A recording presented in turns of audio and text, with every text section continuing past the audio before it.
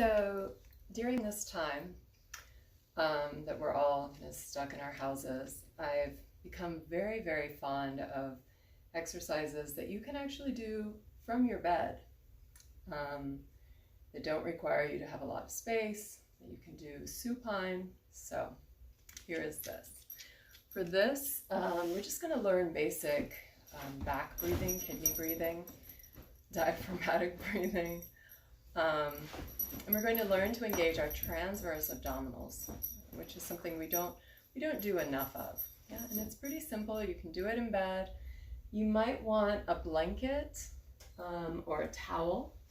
And what we'll do is we'll roll the blanket up, make a tight roll with it. This is how I like to start most of my yoga classes too. So make a tight roll with your blanket or your towel, and then you'll lay it in the center of your mat. Now you can either sit in front of it or you can be on top of it, whatever works best for you. Today I'm either one. So if the roll is thicker, you might want to get your tailbone on the roll. So this roll is pretty thick. If you have a thinner roll, you can have your tail hanging off of the roll. So we're just going to start with the legs about inner hips width apart. The arms can be out at your sides. Just start by feeling your breath. So you'll just feel the natural breath expanding the body. And as you exhale, you'll feel the natural breath leaving the body. You'll feel the abdominals dropping down. And there's nothing you're trying to control here. You're just sensing into the natural breath and movement of breath through the body. You're welcome to open your mouth to exhale or keep it closed, whatever works for you. And then we'll start to sense into the feet. So feel where the feet connect to the floor, and you can roll the toes up, lift up all 10 toes. You can roll the toes back down, lift up the heels.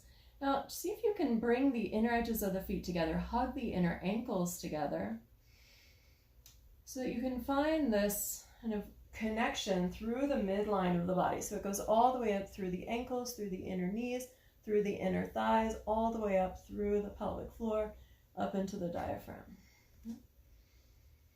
Continue breathing like that. Lifting and lowering the heels, trying to articulate through the feet. Even lifting up the pinky sides of the toes. And then you'll place your fingers on your hip points, and you'll feel for those bones, those ASIFs. And then you'll begin to move the pelvis through north and south tilts. So you can tilt the pubic bone toward your face. You'll feel the tailbone reaching long, and you'll feel the lumbar spine sort of flatten out. And then when you exhale, you'll reach the pubic bone away from your face. You'll see how my lumbar spine kind of comes to a natural curve here. We'll do this a few more times so you can feel the movement through the pelvis and through the lumbar spine. Notice how as you move the pelvis, you can feel that movement echoing all the way up through your spine, right? It's not just in the pelvis, but it has an impact through the entire spine.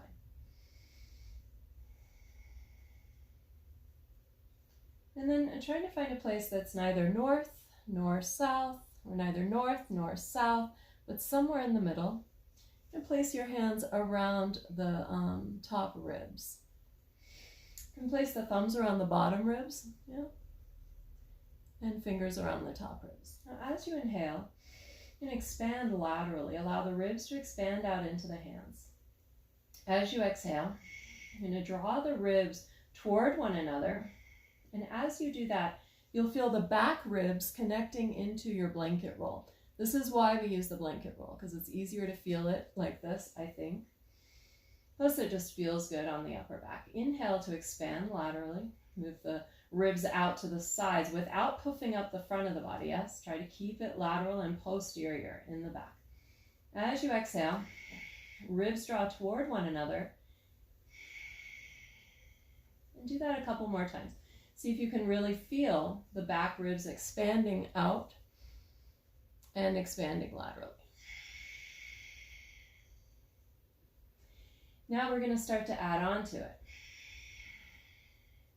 So as you expand through those back ribs, you're going to imagine that the two front ribs are like tributaries of a river, right? So as you exhale, you're going to bring the tributaries of the river in. You're going to knit the ribs toward one another as though the two tributaries meet and they flow into the same river. And they move all the way out through the pelvic floor, yeah? So again, inhaling into the side and back ribs. Exhaling, ribs knit in like tributaries toward one another. Breath moves all the way out through the pelvic floor. You can do that a couple more times before we add on. Inhale, posterior lateral, back ribs expand against the blanket roll. Exhaling, ribs draw toward one another, knit in. Breath moves all the way out through the pelvic floor. You feel the pelvic floor drawing in and up with the end of the exhale. That's how you know you've done a complete exhale, when you feel that pelvic floor lifting up.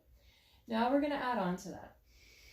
With the exhale, everything as you've been doing, but now draw the sides of the waist in as well. So that is your transverse. Sides of the waist, corset in as well. Top ribs knit in. Press through the pelvic floor. Yes? Breath moves all the way out. So you've got a few different things happening at the same time. You've got the posterior lateral breath, right? The breath enters into the back and side ribs. You get wider and fuller on the inhale. And as you exhale, so the ribs knit in, you find that diaphragm. The belly draws back because you're pressing the air all the way out through the pelvic floor. The sides of the waist draw in, so you're engaging the transverse abdominals. And all of this together, working together, is called your co-contraction.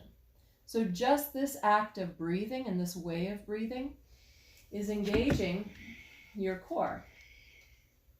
So throughout any abdominal exercises, we want to maintain this breathing pattern and this breathing engagement. And it is a lot of work, yeah? When you practice it, it starts to become second nature. It gets easier and easier. But in the beginning, just this is a ton of work.